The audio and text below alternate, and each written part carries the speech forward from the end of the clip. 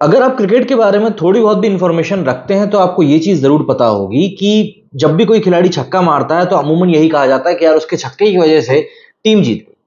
लेकिन अगर मैं ये कहूं कि महेंद्र सिंह धोनी के छक्के की वजह से कल सीएसके हार गई तो आपको कैसा लगेगा?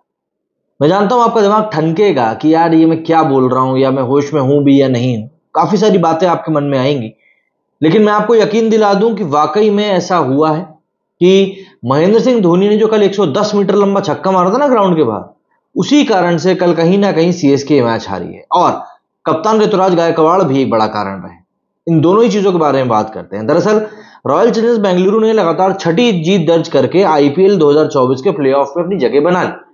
बेंगलुरु के एम चिन्नास्वामी स्टेडियम में खेले गए इस मैच में आरसीबी ने चेन्नई सुपर किंग्स को 27 रनों से हराया। आरसीबी को प्लेऑफ में पहुंचाने के लिए सीएसके के खिलाफ कम से कम उसको 18 रनों से जीत की जरूरत थी। यानी सीएसके अगर 201 रन भी बना लेती और मैच हार जाती तो भी आरसीबी को पछाड़कर प्लेऑफ में पहुंच जाती, मगर ऐसा नहीं हो पाया। सीएसके को प्लेऑफ में जगह बनाने के लिए आखिरी ओवर में 17 रन बनाने थे। तब महेंद्र सिंह धोनी और रविंद्र जडेजा क्रीज पर थे। ऐसे में यह काम कतई मुश्किल नहीं था। आखिरी ओवर में यश दयाल की पहली बॉल फुल टॉस गिर गई, जिस पर धोनी ने लेग साइड में 110 मीटर लंबा छक्का मारा। यह छक्का ग्राउंड के बाहर गया। वैसे दयाल ने यॉर्कर मारने की कोशिश करी थी, मगर बॉल गीली होने के कारण वो ऐसा कर नहीं पाए। हालांकि यश दयाल ने इसके बाद बेजोड़ वापसी करते हुए आरसीबी की नैया पार लगा दी। देखा जाए तो धोनी द्वारा लगाया गया 110 मीटर का छक्का सीएसके की हार का ही कारण बन गया, क्योंकि इस लंबे छक्के के चलते बॉल चिन्नास्वामी स्टेडियम के बाहर चली गई। ऐसे में अंपायर को नई बॉल मंगानी पड़ी। नई बॉल से यश दयाल ने बाजी पलट दी। वो बॉल सूखी थी, जिसके चलते दयाल उस पर पूरी तरह से अपनी ग्रिप बना पा रहे थे। दयाल ने back of the hand slower ball फेंकी, जिसके ऊपर सीएसके के बल्लेबाज कुछ खास कर नहीं पाए। दयाल ने स्लोअर बॉल पर ही धोनी को भी आउट किया था। आरसीबी के विकेटकीपर बल्लेबाज दिनेश कार्तिक ने एमएस धोनी के छक्के को मैच का टर्निंग पॉइंट करार दिया। उन्होंने कहा सबसे अच्छी बात यही रही कि धोनी ने मैदान के बाहर छक्का मारा और हमें एक नई बॉल मिली, जिससे कि हम बॉलिंग करके काफी आसान तरीके से इस मैच को अपनी पकड़ में ला पाए। और यश दयाल ने शानदार इसके बाद बॉलिंग करी।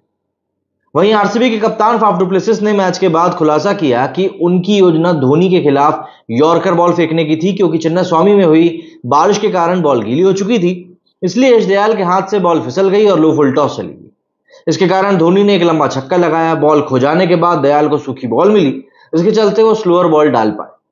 इस मैच में गीली बॉल से आरसीबी के बॉलर्स ने कई बार फुल टॉस बॉलें फेंकी, जिसका फायदा सीएसके के बैट्समैनों ने उठाया। लॉकी फर्ग्यूसन ने तो 2 बीमर फेंकी थी। कप्तान फाफ डु प्लेसिस और विराट कोहली ने इसके बाद मैदान पर अंपायरों से बार बार बॉल बदलने के लिए रिक्वेस्ट भी करी थी, लेकिन उनका जो रिक्वेस्ट था उसको हर बार खारिज कर दिया गया। हालांकि धोनी के छक्के के बाद अंपायर ने नई बॉल का इस्तेमाल करना ही पड़ा, क्योंकि बॉल बाहर चली गई थी और यही इस मैच का टर्निंग पॉइंट रहा। वहीं ऋतुराज गायकवाड़ सीएसके के कैप्टन है, सबसे बड़े रणवीर भी हैं सीएसके की तरफ से। लेकिन आईपीएल 2024 में रन बनाने के मामले में वो विराट कोहली के बाद दूसरे नंबर पर। लेकिन ये सारी उपलब्धियां एक तरफ और बड़े टारगेट के आगे उनकी नाकामी एक तरफ। जी हाँ, सीएसके के नए नए कप्तान बने ऋतुराज की यही वो सबसे बड़ी कमजोरी है और उनको इसी कमजोरी की मार पड़ रही है। सीएसके जो अब आईपीएल 2024 के प्लेऑफ की रेस से बाहर हो चुकी है, उसके बाद सवाल ये उठता है कि ऋतुराज गायकवाड़ की आखिर वो सबसे बड़ी कमजोरी क्या है, जिसका खामियाजा कहीं ना कहीं सीएसके को भुगतना पड़ा है। तो पीली जर्सी वाले कप्तान की वो कमजोरी है बड़े स्कोर के आगे बिखर जाना, खासकर कि तब जबकि टारगेट 175 या इससे ज्यादा का हो, तब तो बिल्कुल ही ऐसा होता है। इस मामले में ऋतुराज गायकवाड़ की नाकामी की कहानी उनके आंकड़े बयां करते हैं। ऋतुराज गायकवाड़ का ओवरऑल आईपीएल करियर देखेंगे तो वो काफी दमदार दिखेगा। आईपीएल 2024 में ही वो 14 पारियों में 583 रन बनाकर लीग के टॉप रणवीरों में से एक है। वहीं आईपीएल करियर में भी वो 65 पारियों में 2 शतक के साथ 2380 रन बना चुके हैं। सिर्फ इतना ही नहीं, आईपीएल में उन्होंने सबसे तेज 1000 रन भी पूरे करने में सचिन तेंदुलकर के रिकॉर्ड की बराबरी करी है। लेकिन इतना कुछ होने के बाद भी वो बड़े टारगेट के आगे फेल होते नजर आते हैं। दरअसल आईपीएल करियर में अब तक 9 पारी ऋतुराज गायकवाड़ की ऐसी रही है जिसमें वो 175 या उससे बड़े टारगेट का टोटल पीछे करने उतरे हैं, लेकिन उसमें उनके बनाए गए रन औसत स्ट्राइक रेट की अगर बात करें तो आप कहेंगे कि ये मंजे हुए बल्लेबाज या किसी का तो मतलब आंकड़े नहीं है, किसी टेल एंडर के नंबर से। दरअसल ऋतुराज गायकवाड़ ने 9 पारियों में 100 रन भी पूरे नहीं किए हैं। उन्होंने 105 की बहुत ही मामूली स्ट्राइक रेट, 11.5 के बिल्कुल घटिया एवरेज के साथ में सिर्फ 27 रन बनाए। आरसीबी के खिलाफ भी सीएसके प्लेऑफ के लिए एक अहम मैच में 219 रनों के टारगेट को चेज करने उतरी थी। ऐसे में उसे एक बेहतरीन शुरुआत चाहिए थी, लेकिन ऋतुराज गायकवाड़ पहली ही बॉल पर बिना खाता खोले ग्लेन मैक्सवेल की बॉल पर आउट हो गए। आगे जो हुआ वो इतिहास के पन्नों में दर्ज है।